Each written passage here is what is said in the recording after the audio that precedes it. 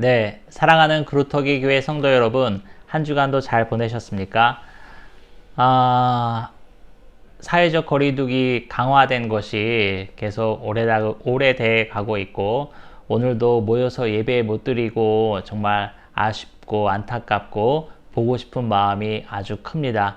여러분, 각자 처소에서 개인 방역에 힘쓰시면서 건강 관리 잘 하시기 바랍니다. 오늘은 창세기 강의 29번째 시간입니다. 제목은 제가 못났다, 못났어 라는 제목을 잡아봤고요. 본문은요, 창세기 20장 1절부터 7절까지 제가 잡았는데 20장 전체를 다 오늘 제가 소개하겠습니다.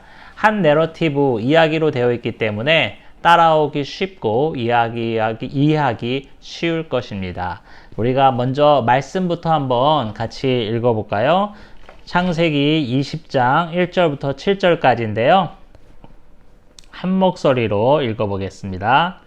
아브라함이 거기서 네게부 땅으로 들어가 가데스와 술 사이 그랄에 거류하매 그의 아내 사라를 자기 누이라 하였으므로 그랄 왕 아비멜렉이 사람을 보내어 사라를 데려갔더니 그 밤에 하나님이 아비멜렉에게 현몽하시고 그에게 이르시되 네가 데려간 이 여인으로 말미암아 네가 죽으리니 그는 남편이 있는 여자임이라.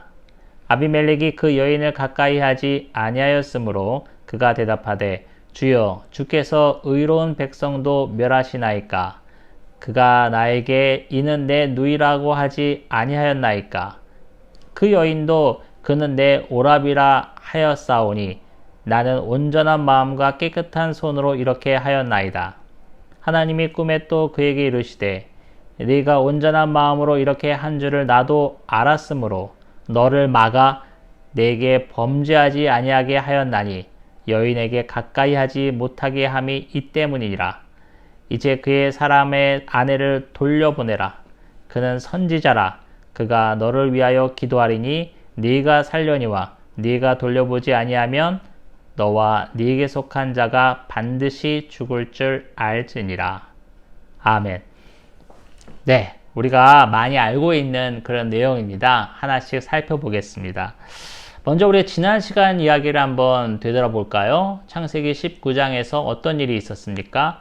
롯이 살고 있는 소돔과 고모라 땅에 유황과 불심판이 임해서 그곳이 온통 멸망받는 장면이 나왔고, 롯의 가족은 탈출하였죠. 탈출하다가 안타깝게도 롯의 아내는 하나님의 명령을 가볍게 여기고 뒤를 돌아본 대가로 소금 기둥이 되었고요. 남은 두 딸과 롯이 소알이라는 성읍 밖에 나와서 이제 산속에 거주하고 있는데, 굴 속에서 살다가 롯이 어떻게 됐어요? 비극적으로 두 딸을 통하여 후손을 이어가는 장면까지 우리가 살펴보았습니다. 그렇죠? 오늘 그 다음이 바로 이제 이야기가 펼쳐나가는 건데요. 아브라함이 우리가 19장에서도 봤지만 아브라함이 살고 있는 땅에서 소돔과 고모라가 불심판을 받는 것이 보였어요. 연기가 진짜 온기가마 같이 피어올랐다는 표현이 있었잖아요. 그러면서 아브라함은 마음이 얼마나 아팠을까요? 내 사랑하는 조카, 아들과 다름없다고 제가 몇 차례 설명했습니다. 아들과 다름없는 롯이 살고 있는 그 땅이 심판을 받아서 막 연기가 피어오르는 모습을 본 아브라함의 마음은 어떻겠냐고요. 정말 애끓는 마음이지, 타들어가는 마음이지, 내가 거기에 지금이라도 달려가서 롯을 구하고 싶은 마음이 굴뚝 같았겠죠. 또 롯이 정말 살았을까? 죽었을까? 그게 제일 궁금했을 거 아니에요? 아브라함도 그 충격이 대단했을 것입니다. 그래서 그런지 아브라함은 지금 살고 있는 그 땅에서 오래 살지 못하고 이주를 하게 됩니다. 오늘 본문에 보니까 어디로 이주했냐요? 그랄 땅으로 이주하게 되는데, 그랄 땅은 아브라함이 살고 있는 곳에서 좀 남동쪽으로 내려온 곳에 위치하고 있고요. 애굽으로 들어가는 길목이라고 그래요. 애굽으로 가려면 그곳을 지나가야 되고, 당시 대도시가 번성한 땅이라고 합니다. 그랄 땅으로 아브라함이 이제 이사를 가게 되는데, 거기도 이사까지 가는 건 좋은데 오늘 2절을 보니까 어떤 일이 나오냐면, 그의 아내 사라를 자기 누이라 하였으므로 그랄 왕 아비멜렉이 사람을 보내어 사라를 데려갔다라고 나옵니다. 여러분, 어디서 많이 본 장면이죠? 언제입니까? 창세기 12장을 우리가 살펴볼 때 12장에 가나안 땅으로 들어간 아브라함이 그 땅에 기근이 심함으로 애굽으로 내려가게 되잖아요. 애굽에 내려가니까 자기 아내가 너무 이쁜 거죠. 그래서 남들이 다 탐내니까, 그때는 제가 설명드렸잖아요. 그때 고대 근동에는 남편이 있는 자의 아내를 가지려면 남편을 죽여야 되는 거예요. 남편의 소유가 아내이기 때문에 그때 당시에 법률은 그렇습니다. 지금으로서는 이해가지 않지만 아내가 남편의 소유이기 때문에 그 소유자를 죽여야 소유물을 가지고 올 수 있는 거예요. 그런 개념으로 이해하면 됩니다. 지금과는 좀 맞지 않죠. 말도 안 되는 건데 그때 당시는 그랬어요. 그래서 이제 누가 사라가 마음에 들어서 사라를 내가 쟁취해야겠다 싶은 거예요. 그러면 이제 어떻게 해요? 남편이라고 그러면은 자기를 죽여서 데려갈 거니까 힘과 권력이 있는 자라면 그러면 안 되겠다 싶은 거죠. 그래서 이제 누이고 내가 그의 오빠라고, 오라비라고 속이는 거예요. 그러면 오라비한테 잘 보여야 그 아내를 데려갈 수 있는, 아내가 아니죠, 여동생을 데려갈 수 있는 거잖아요. 그러니까 오히려 환대를 받는다는 거예요. 이쁜 여동생을 두면 군대 갔을 때 그 선임들한테 환대를 받는 것처럼 그런 작용이 좀 일어나는 거예요. 그렇게 해서 뭐 엄청난 그 수치스러운 사건을 우리가 창세기 12장에서 살펴보았잖아요. 그때 제가 위협받는 하나님의 약속이라는 제목으로 설교한 기억도 있습니다. 아브라함의 아내 사라가 애굽 왕에게 들어가서 애굽 왕의 자식을 낳았다면 하나님의 약속, 아브라함의 씨를 통하여 크게 번성하고 더 나아가 구원사의 관점에서 보면 예수 그리스도가 태어나게 된다는 그 약속이 위협받는 순간이었는데, 하나님께서는 그 환경을 또 바꾸셔서 애굽 왕으로부터 사라가 나올 수 있게 하는 내용을 창세기 12장에서 우리가 살펴보았습니다. 그 똑같은 일이 오늘 본문에 보니까 또 일어나는 거예요. 같은 이유겠죠. 아내가 너무 이쁘니까 다른 사람들이 자기 아내를 뺏어가기 위해서 자기를 죽일지 모른다라는 생각으로 아브라함이 또 누이라고 속이는 거예요. 그랬더니만 아니나 달라요. 그 땅에 아비멜렉이라는 왕이 있는데 그 왕이 그 소문을 듣고, 아유 저기 뭐 누가 왔는데 엄청 이쁘다더라고 소문을 듣고 당장 그 아비멜렉 왕이 사라를 데려갔다라고 나와 있습니다. 여러분, 한 남편으로서 부끄러운 모습 아니겠어요? 한 번도 정말 대단한 건데, 그쵸? 그런 일을 겪었다면은 정말 사라에게는 얼마나 큰 충격, 트라우마, 상처겠어요. 아니, 이 남편 요거 하나 믿고 내가 버티고 살고 있는데 이 남편이라는 작자가 자기를 지키고 보호해 주기는커녕 자기 목숨 하나 부지하겠다고 나를 누이라고 하라고 그러고, 또 나보고 오빠라고 불러봐. 오빠. 다른 사람 앞에서 여보라고 하면 안 돼. 오빠. 다시 불러봐. 오빠. 이런 걸 훈련하고 가르치고 있으니 아휴, 사라 입장에서 아유 저것도 남자라고, 아유 저것도 남편이라고, 아유 이놈의 내 신세야 이러면서 얼마나 한탄스럽겠어요. 그때 당시 말이에요. 창세기 12장에 애굽으로 갔을 때 그때 당시에. 그러면은 이 부부간의 관계가 얼마나 어그러졌을 거예요. 아브라함의 입장에서도 그런 일을 한번 겪고 나서 아내의 얼굴을 제대로 쳐다보지 못하겠죠. 그쵸? 아유, 벼룩도 낯짝이 있지. 그렇게 저질러 놓고 나서 어떻게 아내 얼굴을 제대로 쳐다보겠어요? 무슨 일이 있을 때마다 사라가 그럴 거 아니에요. 오빠래매, 오빠라고 부르래매, 그럴 거 아니에요. 그럴 때마다 아브라함은 깨갱 기가 죽어서 아유 내가 죽을 죄를 졌습니다 하고 또 쌀 싹싹 빌고 이런 어그러진 부부관계가 아마 오랫동안 지속됐을 거예요. 평생 씻을 수 없는, 지울 수 없는 상처가 그 부부 안에는 생긴 거죠, 이미. 그 하나도 모자라서 오늘 본문 창세기 20장에서 그랄 땅에서 똑같은 과오를, 실수를 저지르고 맙니다. 이게 아브라함의 모습이에요. 여러분. 아브라함이 우리가 뭐라고 그래요? 믿음의 조상 아브라함이라고 그러고 이스라엘 백성 가운데서는 아브라함이 정말 최고입니다.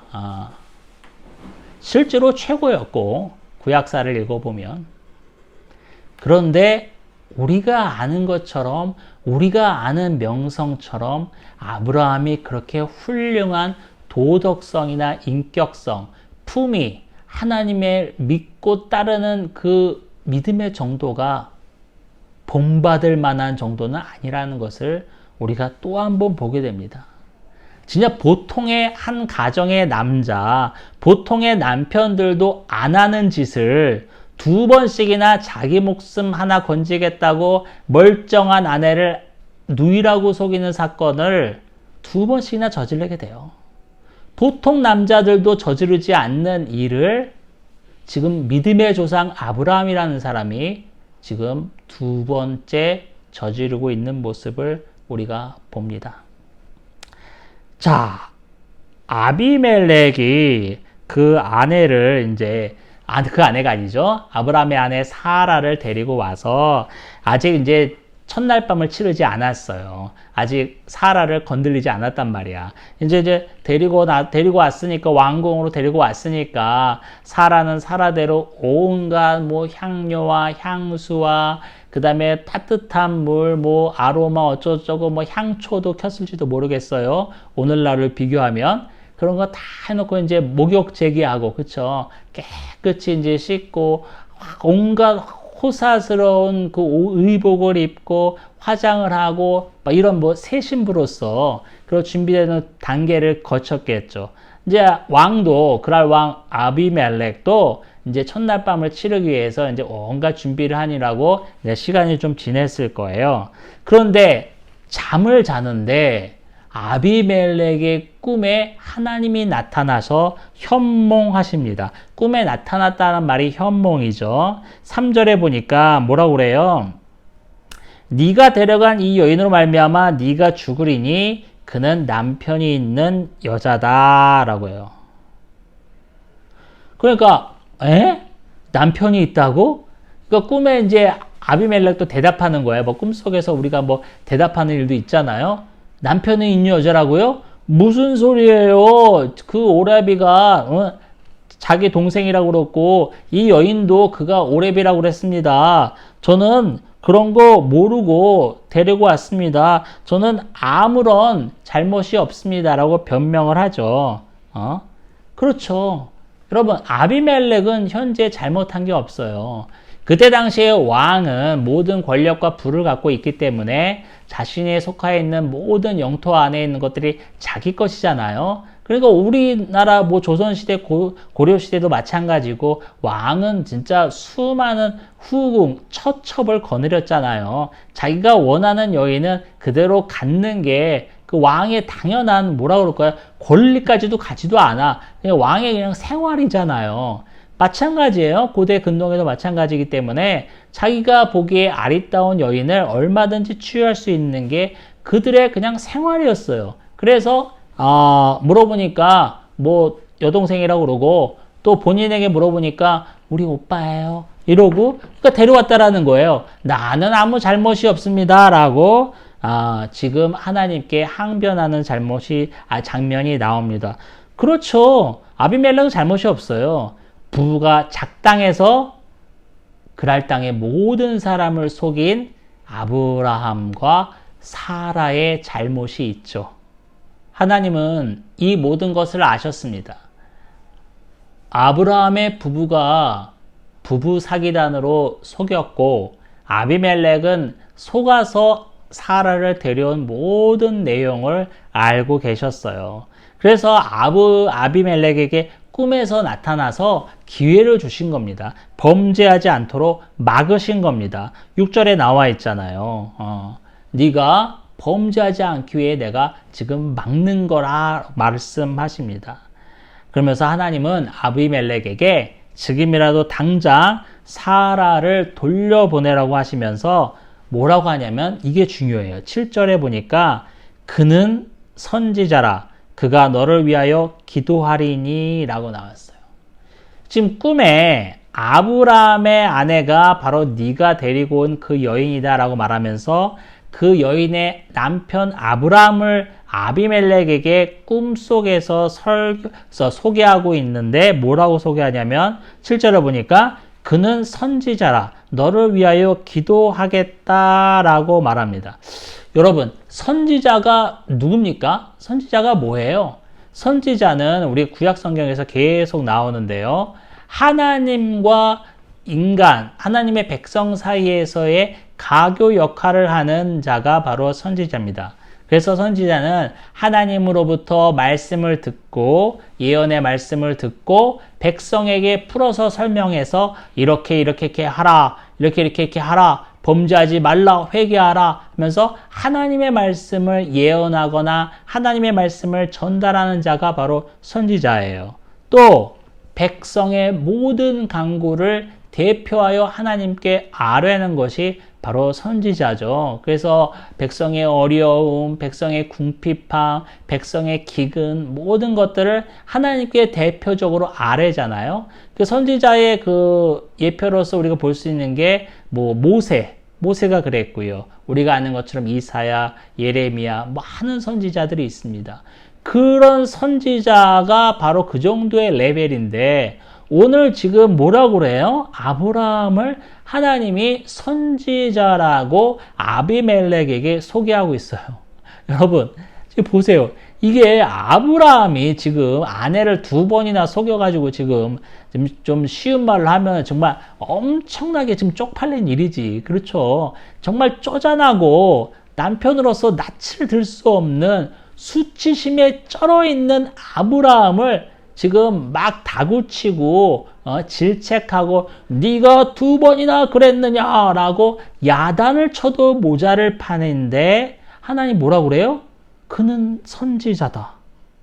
그가 너를 위해서 기도한다. 이게 바로 하나님의 은혜예요. 기독교의 핵심입니다.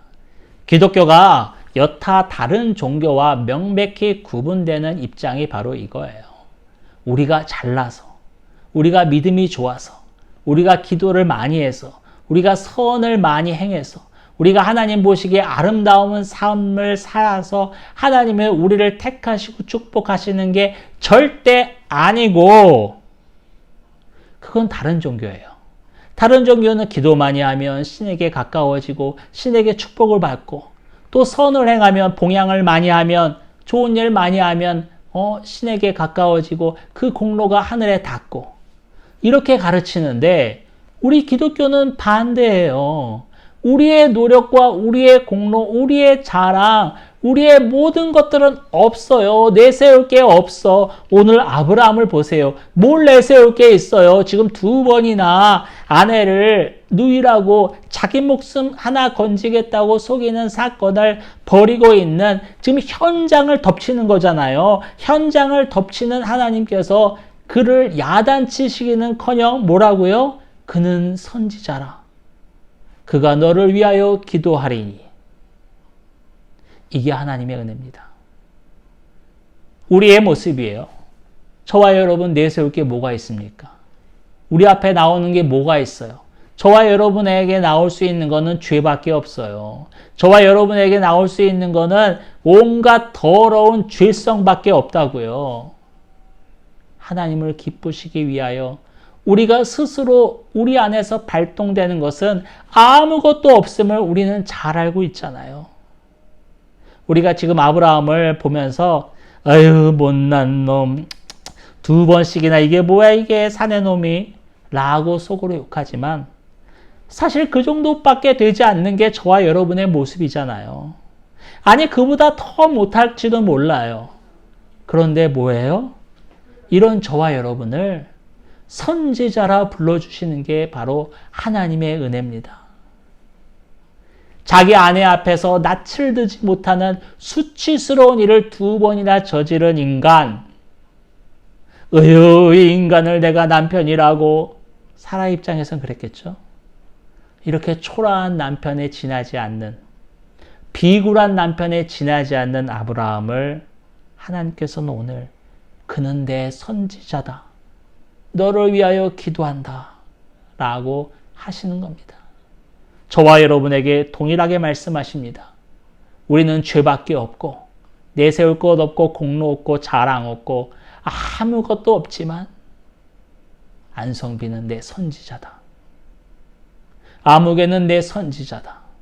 아무개는 내 딸이다, 내 아들이라 하나님의 자녀라고 칭해 주시는 은혜가, 그 동일한 은혜가 저와 여러분에게도 오늘 있는 겁니다. 아비멜렉은 아침에 일어나자마자 꿈속에서 하나님으로부터 많은 경고의 메시지를 들었잖아요. 아침에 일어나자마자 막 식은땀을 뻘뻘 흘리면서 일어날지도 모르겠어요. 너무 그냥 무거운 꿈을 꿨으니까, 하나님의 엄중한 경고를 들었으니까 깨자마자 그냥 식은땀 흘리면서 물 한 잔 시원하게 마셨겠죠. 그리고 나서 아브라함을 당장 부릅니다. 그리고 추궁하는 내용이 9절에 나와 있어요. 네가 어찌하여 나에게 죄를 범하게 하느냐? 나와 내 나라가 큰 죄에 빠질 뻔했느니라 하면서 아브라함에게 지엄하게 경고하고 있는 것입니다. 그랬더니 아브라함이 뭐라고 또 변명하냐면 11절, 12절인데요. 아브라함이 뭐라고 하냐면 그랄 땅에는, 이 땅에는 하나님을 두려움이 없을 줄 알고 내가 그랬습니다. 그리고 또 실제로 내 아내는 내 이북 동생이었습니다. 라고 정말 못났어. 그쵸? 이것도 변명이라고 변명하고 있는 거예요. 참 초라한, 그냥 정말 제가 남자로서 정말 부끄럽습니다. 이렇게 막 이것도 변명이라고 변명을 늘어놓고 있는 아브라함의 모습을 우리가 볼 수 있습니다. 그랬더니만 아비멜렉은 사라를 돌려보내면서 양과 소와 종들을 아브라함에게 선사하고요. 그 다음에 이제 또 아브라함이 뭐라고 그러냐면, 야, 네가 이왕 내 땅 그랄 땅에 왔으니까 네가 보기에 좋은 곳이 있으면 그곳에서 얼마든지 거주해라, 살아라 라고 허락합니다. 그리고 사라에게는 은 1000개를 주면서 사라의 수치를 가린다고 말합니다. 여러분, 은 1000개는요, 그때 당시에 이제 화폐 가치를 이제 환산해 보면 일반 노동자의 167년치의 월급이라고 그래요. 그러니까 167년봉이죠. 1년 연봉이 아니라 167년의 연봉이 바로 은 1000개예요. 어마어마한 액수라는 것을 우리가 대충 알 수 있습니다. 자, 이거면요, 이 액수를 보건대 일반 노동자의 167년치의 월급이잖아요.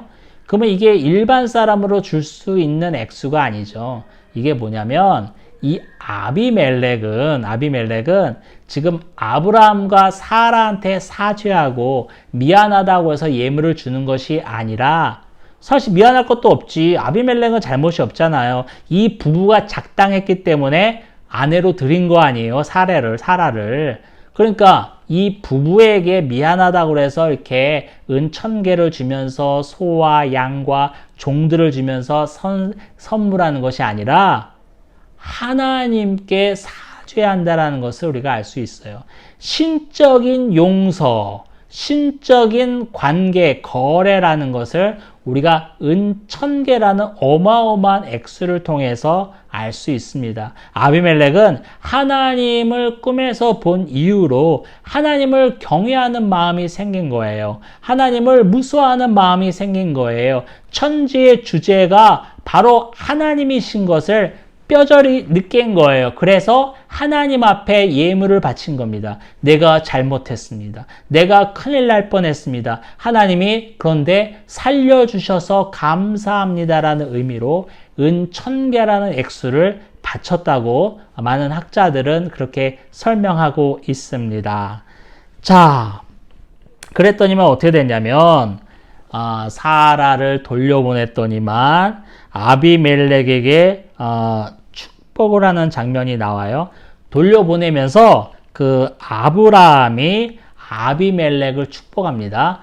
여러분, 이 장면도 우리가 가만히 생각해 볼 게 있어요. 아브라함은 지금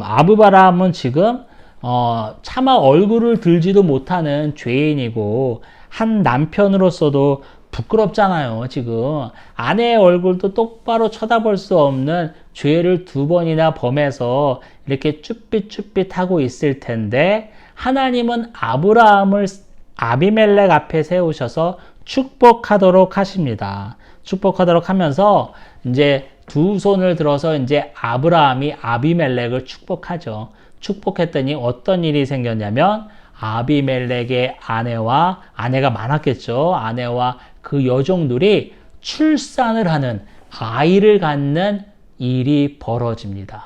그때 당시 고대 근동의 사회에는 아이가 재산이고 생명이고 군사력이라는 것을 제가 몇 번 말씀드렸죠.